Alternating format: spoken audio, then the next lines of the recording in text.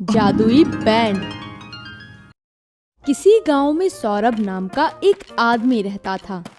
वो जरूरतमंद लोगों की मदद किया करता था। एक दिन सौरभ जंगल में लकड़ियां काट रहा होता है। तभी किसी के चिल्लाने की आवाज उसे सुनाई देती है। कौन हो सकता है? जो भी हो, मुझे उसकी मदद करने जाना चाहिए। सौरभ आवाज के पीछे पीछे एक बड़े पेड़ के पास पहुंचता है। वहां पहुंचकर वो देखता है कि एक फकीर का पैर दलदल में फंसा हुआ है। सौरभ फकीर को दलदल से निकालने में मदद करता है। सौरभ की ये नेकदिली देखकर फकीर बहुत खुश होता है। अल्लाह तेरा भला करे। मैं तेरी हिम्मत और नेकदिली से बहुत खुश हूँ, इसलिए मैं तुझे एक इनाम देना चाहता हूँ। ये एक जादुई बैंड है। इसकी मदद से जब तुम चाहो तब गायब हो सकते हो, लेकिन याद रखना, अगर किसी दिन इस बैंड का गलत इस्तेमाल हुआ तो इसकी सभी शक्तियां समाप्त हो जाएंगी और जो भी व्यक्ति इसका गलत इस्तेमाल करेगा उसका बहुत बुरा हश्र होगा। सौरभ खुशी खुशी वो बैंड लेकर वहाँ से चला जाता है।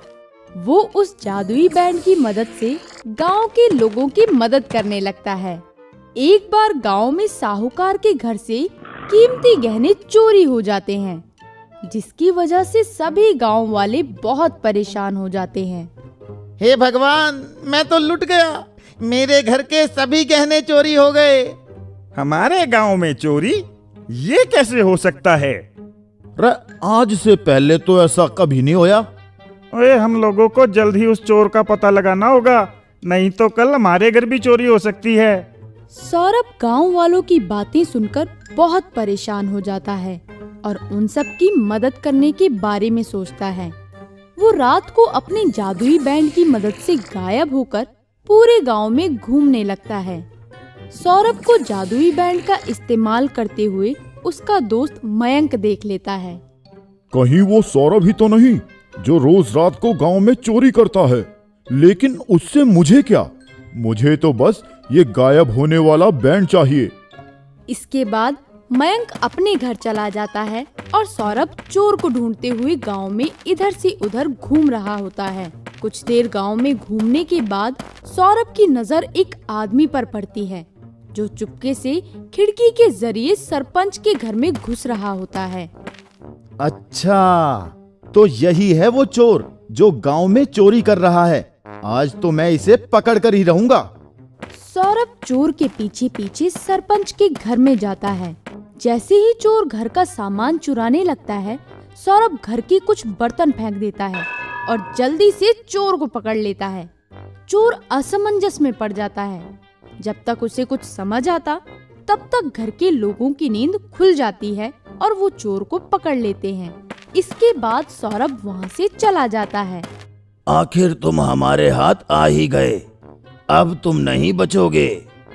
सरपंच चोर को पकड़ गांव के चौराहे पर लेकर जाता है। इतनी देर में सरपंच का बेटा सभी गांव वालों को इकट्ठा करके वहां ले आता है।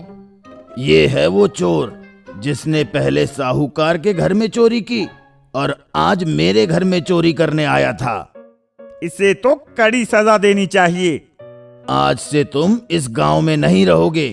तुम्हें इसी वक्त गांव से बाहर निकाला जाता है। इसके बाद सभी गांव वाले अपने अपने घर चले जाते हैं। चोर के पकड़े जाने पर और गांव वालों को खुश देखकर सौरभ भी खुशी खुशी घर आकर सो जाता है। अगली सुबह मयंक सौरभ के पास आता है और उससे जादुई बैंड मांगता है। सौरभ, मुझे तुम्हारे जादुई बैंड के बारे में सब कुछ पता है। मुझे भी ये जादुई बैंड चाहिए। नहीं यार, मैं तुम्हें ये बैंड नहीं दे सकता। कृपया बस एक दिन के लिए ही सही ये बैंड मुझे दे दो।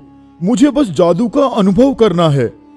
दोस्त की बातों में आकर सौरभ उसे बैंड के साथ कुछ भी गलत ना करने की हिदायत देकर उसे बैंड दे देता है।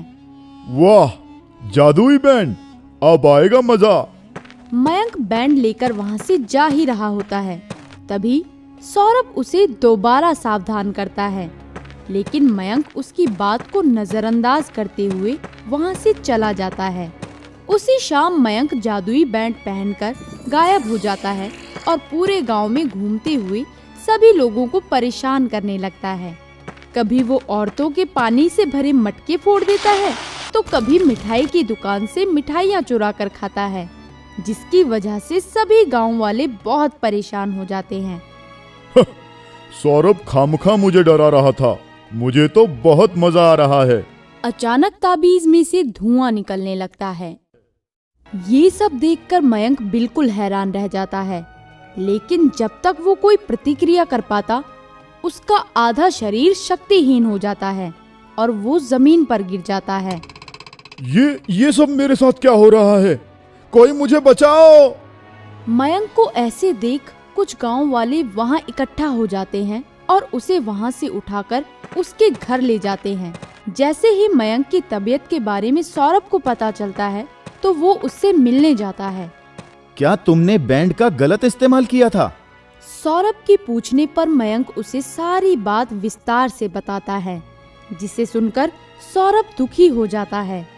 मैंने पहले ही तुम्हें सावधान किया था, लेकिन तुमने मेरी बात मानी ही नहीं। मुझे माफ करना, अब मैं कुछ भी नहीं कर सकता। सौरभ दुखी होकर वहां से चला जाता है और मयंक अपने किए पर पछताता हुआ पूरा जीवन इसी तरह बिताता है। तो दोस्तों, इस कहानी से हमें ये शिक्षा मिलती है कि